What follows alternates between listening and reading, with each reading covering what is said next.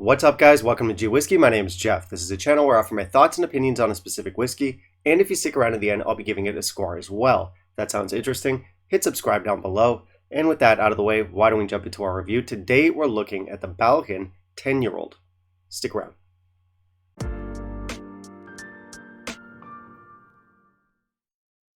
Alright, so we've got the Ballechin 10 with us today. This one has people divided. Some people absolutely love it. They say it gives the entry-level Islas a run for their money. Other people don't like it. They say the flavors in here are too weird. But at least everyone can agree that this one's unique. And I like unique. Unique, of course, is a neutral descriptor. It really could go either way. But generally speaking, I do prefer whiskeys that kind of go their own way, have their own character, do their best to avoid descriptors like generic. Generic, of course, is a very dirty word in whiskey. Anyway, I'm getting ahead of myself here. If you don't know much about this whiskey, let me fill you in. This whiskey is from the Edradour distillery, which is a tiny little distillery in the Highlands. They're best known for their sherried whiskeys. They have a very rich, densely sherried style of whiskey, and they also actually have some killer bourbon matured options too.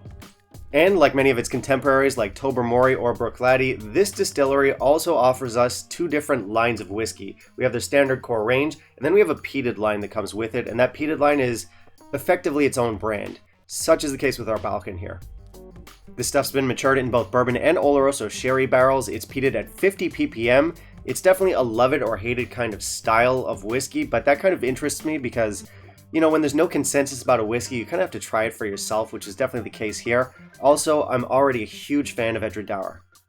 There's a very distinctive quality to their distillate that can shine through even behind the most active of sherry casks. Some people might call it a funk, but whatever it is, it gives the whiskey a lot of character, and I really enjoy that, so I was curious to see how that would work with a peated expression.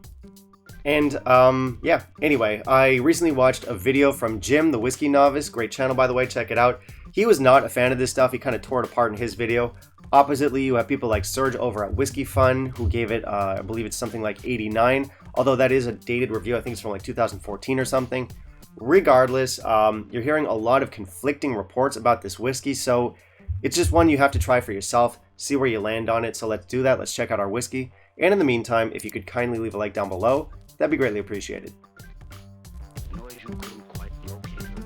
So our specs are almost always good from Edradour. They do have a chill-filtered 40% 10-year-old on the market, but aside from that one release, literally everything else they put out is going to be craft presented. Such is the case for this one. So we've got 46% ABV, we've got non-chill filtered, we've got natural color, the way it should be. So we have a nice natural color there. Edradour and Ballechin bottles don't usually do very much for me. A lot of their entry-level stuff comes in these like squat bottles. Designs on the label are always a little bit dated. I don't love the color scheme on this one with the green and the white and the gold. Does very little for me. Design doesn't do much for me either. Presentation score is going to be 2 out of 5. We've got natural color and non-chill filtered on the front. A few markety blurbs here, but nothing over the top. Our blurb on the back does explain Scotch mist, and I think that's great. More brands should avoid chill filtration and simply explain to their consumers that some clouding might appear in their whiskey. Most people can read, so again, great move there. Bottle-wise, though, I don't love it. So I did add a touch of water. Let's try the nose. So definitely some peat here. We have a little bit of salt, and we have some citrus. Yeah, it's a particularly sweet citrus, like a sweet lemony note. We do have that funk in here, that classic Edradour funk, so like spoiled milk. The sherry here isn't particularly forward. It definitely comes off as mostly a bourbon matured whiskey. There's some minerality here, some earth, definitely some smoke, and tiny touch of coffee. Let's try our palate.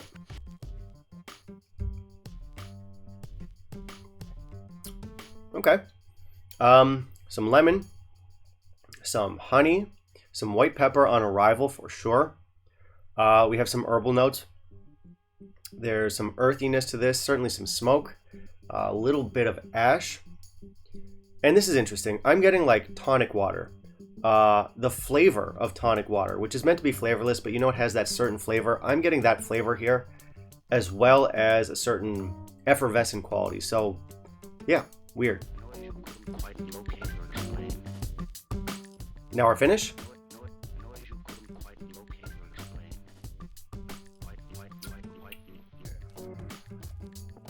Okay, so I'm getting definitely some like milkiness, like a lactic kind of note here. Earth, but like an acrid earthiness, like rot and earth. We have some smoke here, but the smoke's gone a little bit flat. Sherry's starting to pop up here. Like up to this point, we haven't had much of a sherried influence. It is coming through a little bit here. We have some red berries, some red fruits in there. Short to medium finish. All right, so they're not kidding around when they say this whiskey's different. This stuff is weird. We do get that sort of classic Edradour funk in here. A lot of people ask me to define funk. For me, it's that sort of like lactic milky note that I just described in the tasting notes, shining through in the whiskey. And while I usually say that I like it, it's like any other element in whiskey. It's not inherently good or bad. It's just how it works with the whiskey. At its best, it can add a really interesting twist to the character, and at its worst, it can be like off-putting, and you'll hear descriptors like baby puke. So again, it really depends how it works with the whiskey, but we definitely do have a lot of that funk in here. We also have a lot of peat. Of course, it's a heavily peated whiskey, and the peat, generally speaking, I think is good. It's one of those like more mainland style peats. And I don't mean that in the sense that it actually tastes the same as, you know, any other peated whiskey from the Scottish mainland. It's more just what we don't get here. So we don't get that heavily maritime influenced flavor profile that we'll get from Islay or the islands.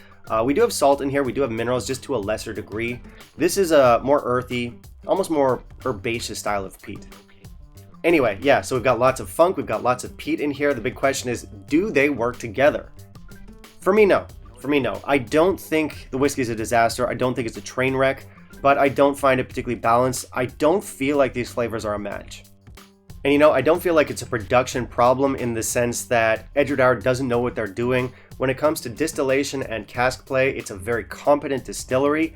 It's more just like, fundamentally, I don't feel like this distillate ought to be peated. I feel like it's not a match. Now, I'm sure there's other Ballecchins out there that would prove me wrong, but that's my impression after drinking this. Obviously, that's just my personal reaction. I can't really back that up in any kind of objective way, but I mean, this is a whiskey review channel, so objectivity really doesn't have a place here. Listen, I think some people will be able to get behind this very unique profile, but I think largely, generally speaking, a lot of people will find it kind of off-putting like I do.